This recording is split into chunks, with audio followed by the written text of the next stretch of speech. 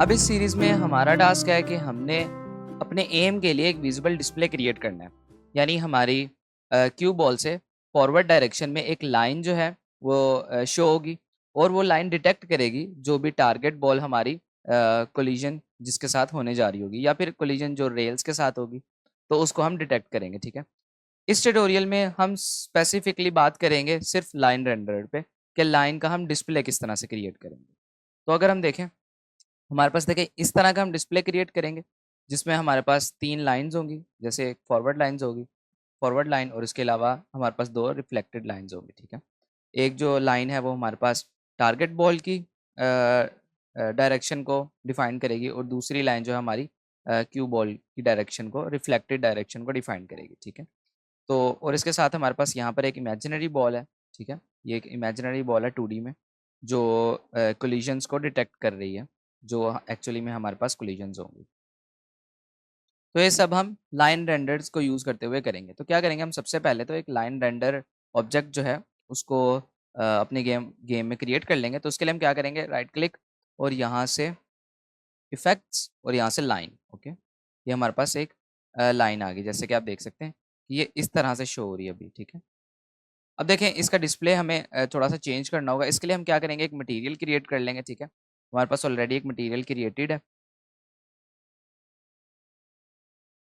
हमारे पास यहाँ मटेरियल्स के अंदर अगर हम देखें तो एमिशन का एक मटेरियल जो है क्रिएटेड है। ठीक है, इसका नेम हम देख लेते हैं एमिशन लाइन और एमिशन 1। ठीक है, सिंपल हमने एक एमिशन का मटेरियल क्रिएट कर लिया, यहाँ से एमिशन को ऑन किया और ऑन करने के बाद देखें यहाँ से इंटेंसिटी की वैल्यू जो है उसको इंक्रीज़ कर दिया। ठीक है, अगर हम इसकी भी बात करें या इसकी भी बात करें तो देखें तो इसमें दोनों में यही चीज़ है बिल्कुल।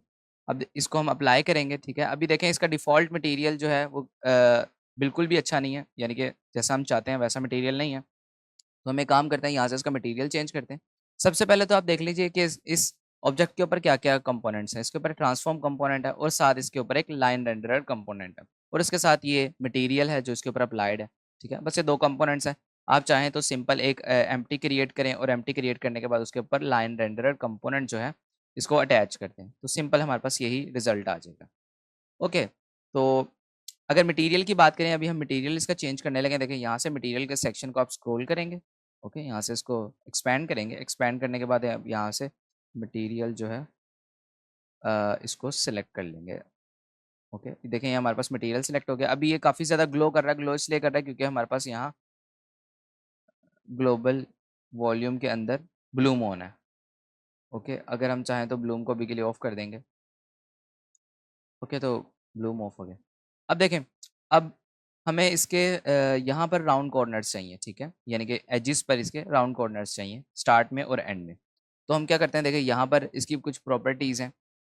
राउंड कॉर्नर्स करने के लिए देखें हमारे पास यहाँ पर एंड कैप आ रहा है, वर्टिसेस। वर्टिसेस की अमाउंट हम जैसे देखें ज़्यादा करेंगे। 3 वर्टिसेस हैं तो देखें यहाँ पर 1, 2 एंड 3 वर्टिसेस इसने ऐड कर दिए हैं। और जब ये 0 था तो देखें इन दोनों वर्टिसेस के दरमियान में कोई वर्टेक्स नहीं था। तो अब हम इसको इंक्रीज़ कर देंगे। ठीक है, इसको हम इंक्रीज़ कर सकते हैं लाइक 6। तो ये हमारे पास इस तरह से स्मूथ बोथ साइड्स पर आ जाएगी। ठीक है, और इसी के साथ दूसरी चीज़ें हम देख लेते हैं। सबसे पहले तो हमारे पास यहाँ पर देखें ये एक चेक मार्क है।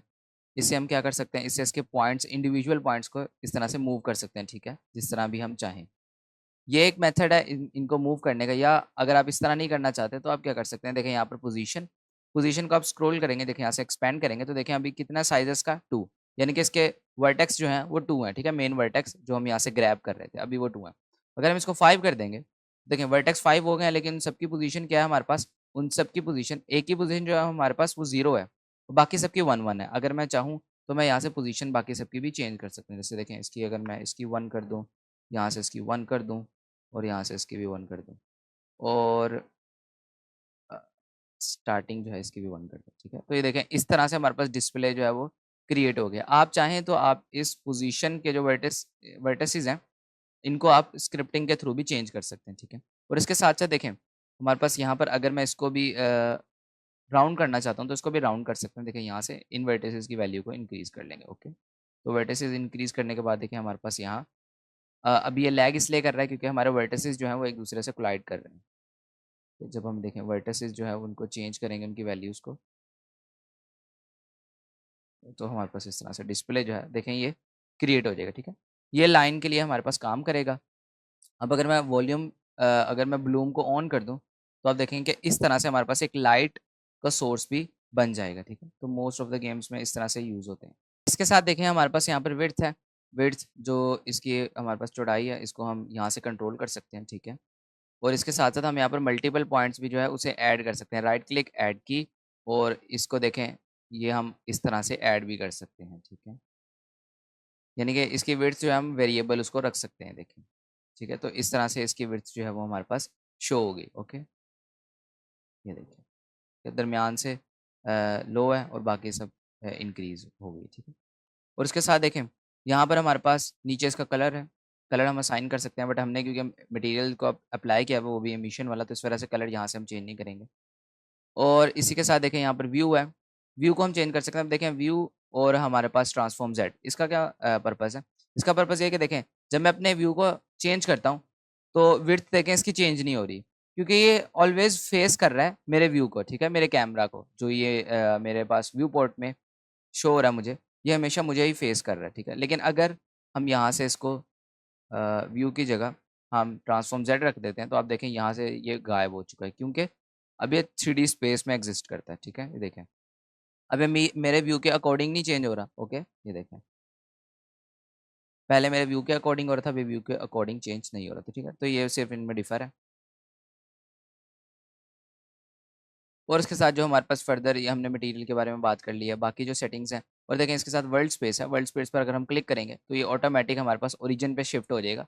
ठीक है, और मैं अगर इसको मूव भी करना चाहूँ तो मैं इसको मूव नहीं कर सकता, क्योंकि मैंने यूज़ वर्ल्ड स्पेस पर चेक मार्क लगाया। ठीक है, तो इसको हम अ, इस तरह से भी यूज़ कर सकते हैं। ये हमारे वर्ल्ड स्पेस में यूज़ हो रहा है।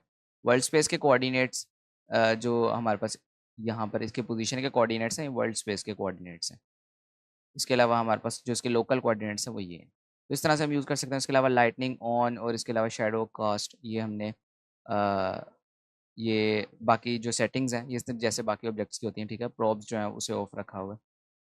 ओके, तो दैट्स इट। बाकी अगर हम चाहें तो हम इनसे भी इसको ड्रैग एंड ड्रॉप कर सकते हैं। Okay, so that's it.